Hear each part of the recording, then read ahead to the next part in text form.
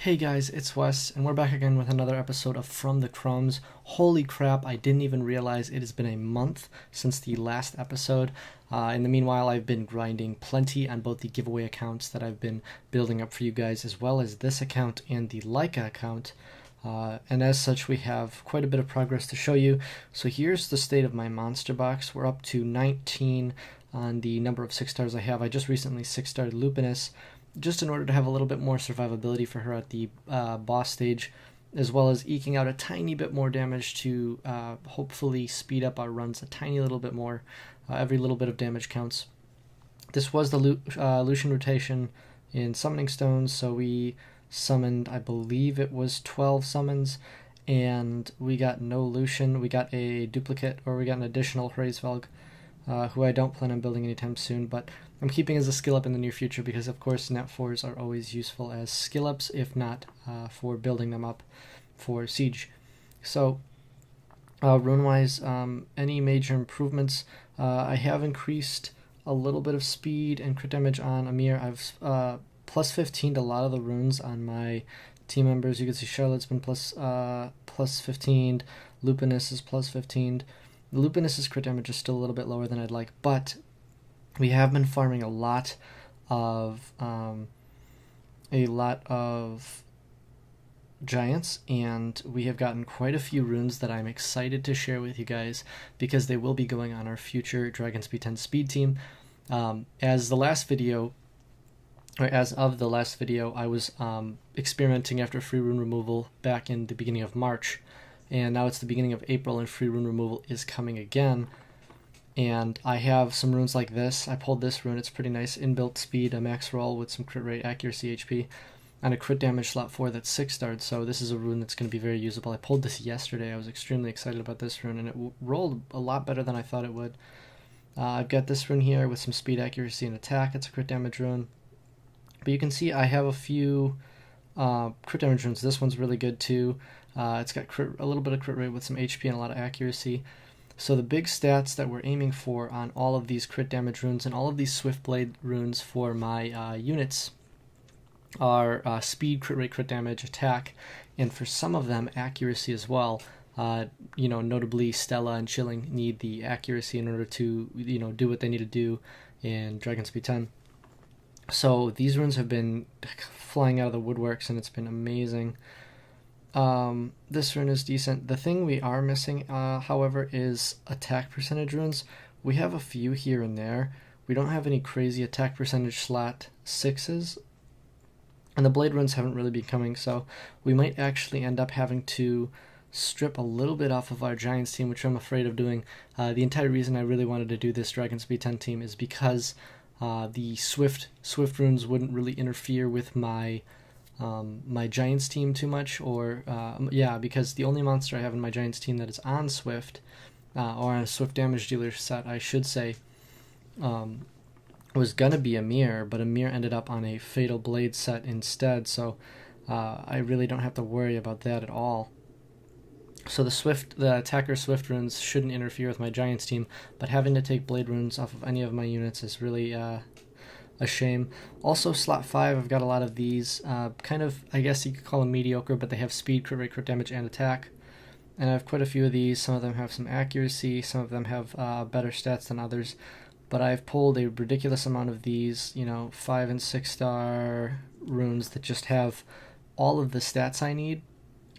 And I've just been gathering them up because regardless of the star rating, like this rune, no speed and it can't have attack, and there's no accuracy, but it has high crit damage and some crit rate, so I don't know, we're going to play around with it on free rune removal. But anyways, I've just been stockpiling a lot of these Swift and Blade runes for my damage dealers, because when the time comes for free rune removal, I want to be able to try as many different rune builds as I can to see if I can come up with a successful or high success rate speed Dragon Speed 10 team.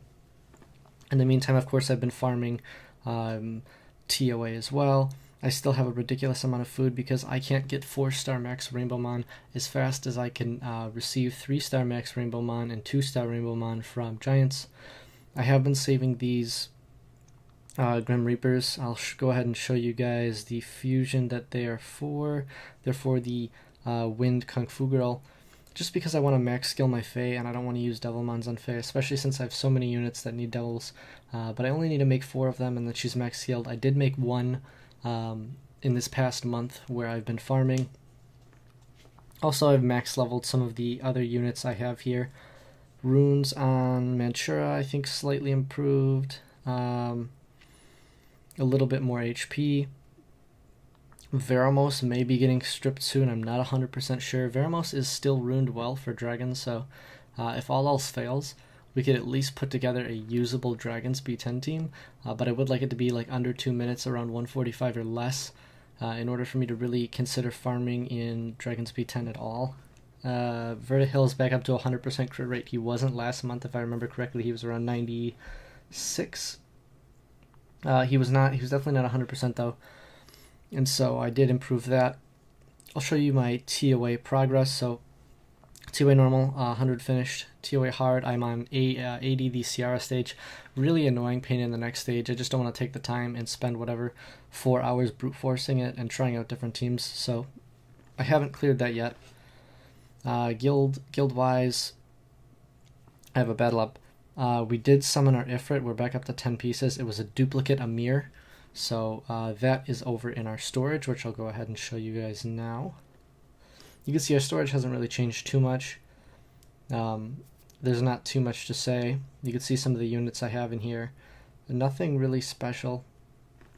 A lot of units that have potential viability in Guild Siege and Guild Wars.